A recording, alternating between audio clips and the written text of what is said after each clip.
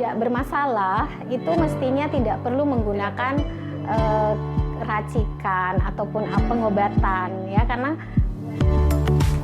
Assalamualaikum warahmatullahi wabarakatuh. Hai Sobat Kalista, welcome back to our channel dalam program Tanya Kalista. Oke, masih bersama saya Astri, host dari program Tanya Kalista. Dan bersama narasumber kita, Ibu Apoteker Yulia Sari dan juga owner dari PT Kalista Pesona Natur dan DP Skincare. Oke, sebelum kita lanjut dari pertanyaan-pertanyaan yang kemarin, terus kita lanjut pada hari ini, ada beberapa pertanyaan. Oke, yang pertama itu kita langsung aja tanya. Nah, pertanyaan pertama ini sebenarnya tema yang sangat teman-teman Sobat Kalista paling tunggu-tunggu. Kenapa? Karena ini tentang bahayanya tentang kosmetik. Nah, oke, pertanyaan pertama Ibu Yuli. Apa sih yang dimaksud dengan krim racikan? Dan apakah sama dengan yang namanya kosmetik? Tentunya krim racikan ya, itu istilah yang muncul setelah adanya beberapa klinik kecantikan. Karena racikan itu ya tentunya beda dengan kosmetik yang berizin edar notifikasi dari Badan POM. Karena kalau racikan adalah yang diracik, dibuat di depo farmasi satu klinik ataupun di apotik. Biasanya itu dibuat atas resep dokter. Dan kalau kosmetik memang diformulasi dari pabrik atau industri kosmetik yang memang dibuat dari bahan baku yang ada kemudian menjadi satu produk. Kalau racikan itu biasanya atas resep dokter untuk produk-produk yang sudah ada dan tinggal disesuaikan dengan resep dokter yang masuk. Nah, tetapi saat ini banyak juga sih krim racikan, malah jika label ya, kalau label kosmetik kan jelas ya, seperti label kosmetik seperti ini serum ada labelnya kosmetik, tetapi kalau krim racikan biasanya labelnya adalah label farmasi, label depo obat atau label apotik yang melakukan peracikan terhadap resep dokter tersebut.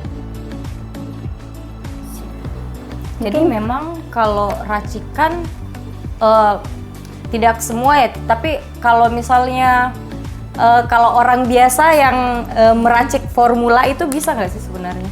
Ya nggak boleh. Nggak boleh ya. Meracik itu kan butuh ilmu dan tidak boleh mencampur sembarang dari sediaan ini dicampur ini, sediaan ini dicampur ini, karena di farmasi itu banyak yang harus dipikirkan terkait apakah produk ini bisa bercampur dengan ini atau itu, dan memang kemanfaatannya juga mesti dipikirkan. Dan ya seperti yang kita udah bicarakan di episode sebelumnya ya, agar tidak menjadi bahaya ya kita juga harus yakin di mana kita mengambil produk yang kita gunakan.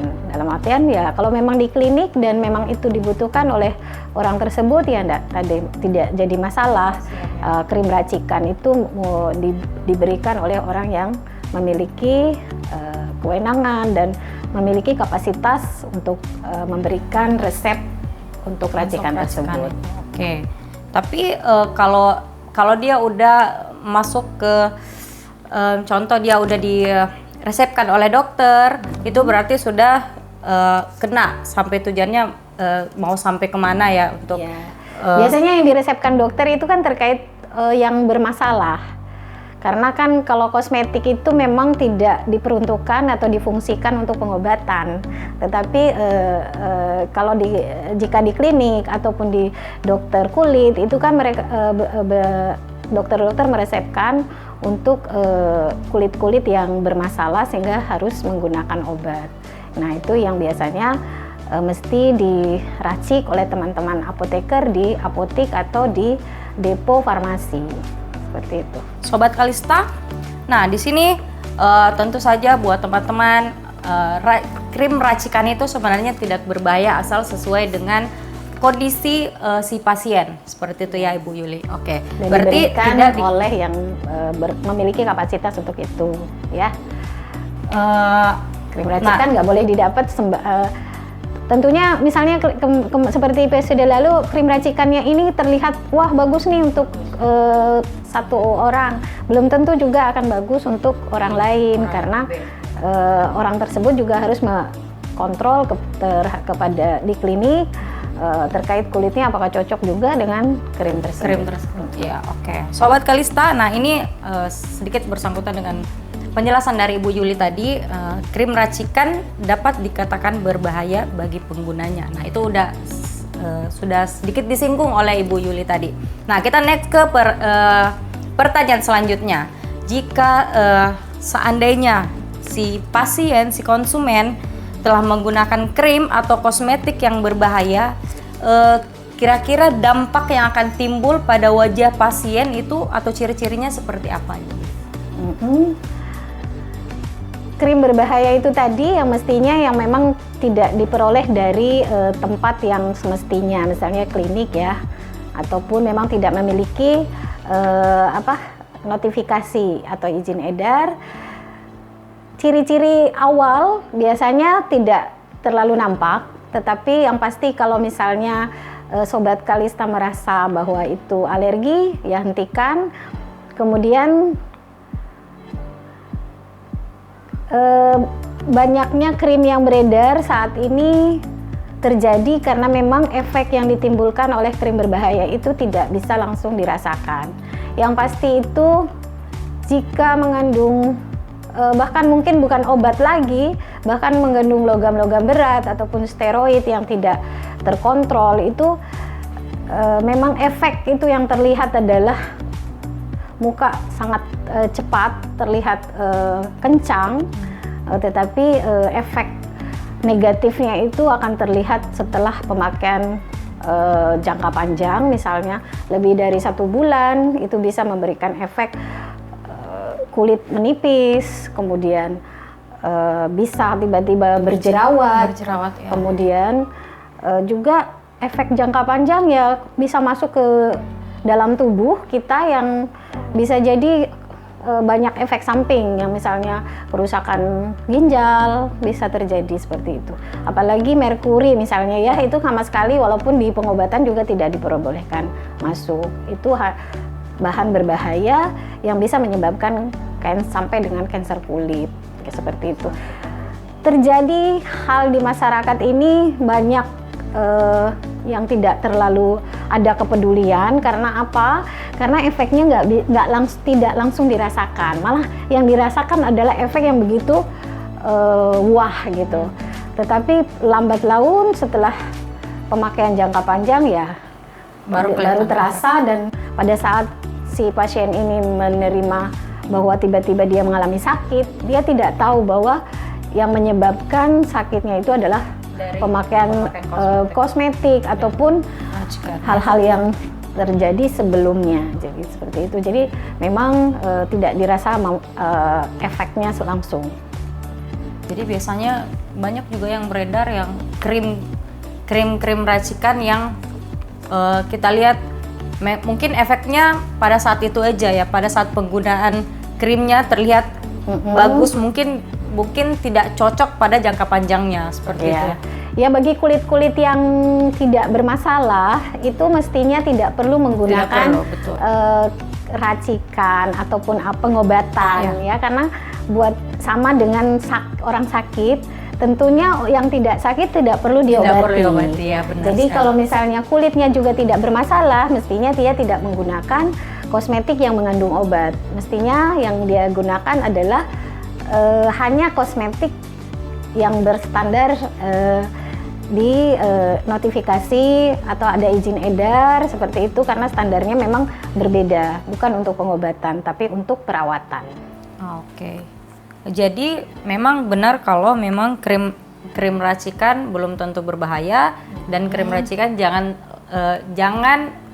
jangan digunakan apabila kulit dalam keadaan baik-baik saja, sebaiknya gitu ya. Tidak perlu, karena krim racikan pun diperolehnya juga tidak bisa langsung Tidak karena harus langsung, kontrol apakah memang kulitnya bermasalah apa tidak. Kalau bermasalah ya memang harus dikontrol terus.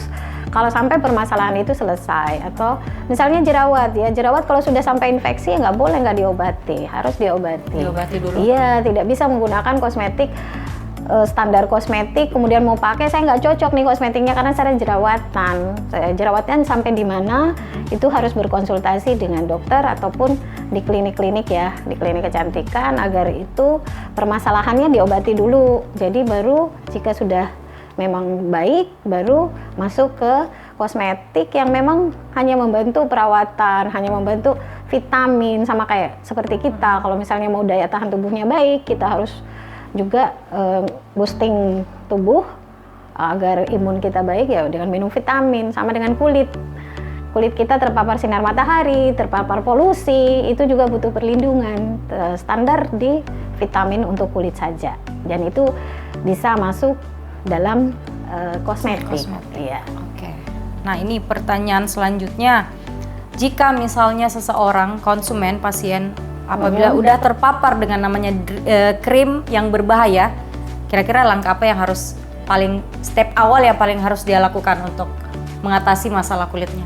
Hentikan, kemudian kita melihat efek setelah pemberhentian itu biasanya sih terlihat, apakah kulitnya menjadi kusam, bahkan mungkin kalau terpapar sinar matahari merah, kemerahan atau ada iritasi, dan itu juga bisa berkonsultasi ke klinik dan juga atau ke beautician, bisa berkonsultasi awal itu bisa apakah bisa menggunakan langsung kosmetik terstandar atau mesti dibutuhkan pengobatan lebih lanjut yang terkontrol. Jadi kalau dia terkontrol tentunya nanti yang diharapkan adalah Sobat Kalista itu hanya menggunakan standar di kosmetik, artinya hanya minum vitamin tanpa perlu minum obat. Seperti itu, sama hanya dengan kosmetik standar BPOM tanpa harus kosmetik atau kosmetik yang mengandung obat. Ya. Memang rata-rata teman-teman juga itu kan biasanya mungkin ada Sobat Kalista di rumah yang pengennya langsung instan ya, tapi kalau misalnya menggunakan apalagi sudah terpapar dengan krim racikan ya sebaiknya hentikan aja dulu ya, terus kita berkonsultasi dengan yang betul-betul pakarnya. Oke, seperti itu Sobat Kalista bincang-bincang kita pada hari ini. Nah, oke. Untuk itu buat teman-teman Sobat Kalista pada tayangan ini, untuk teman-teman yang di rumah pengen tanya-tanya sama Ibu Yulia Sari, Ibu Apoteker Yulia Sari, boleh langsung di komen dan jangan lupa di-share ke semua jejaring sosial teman-teman Sobat Kalista dan jangan lupa subscribe dan nyalakan loncengnya. Bye bye. Assalamualaikum warahmatullahi wabarakatuh.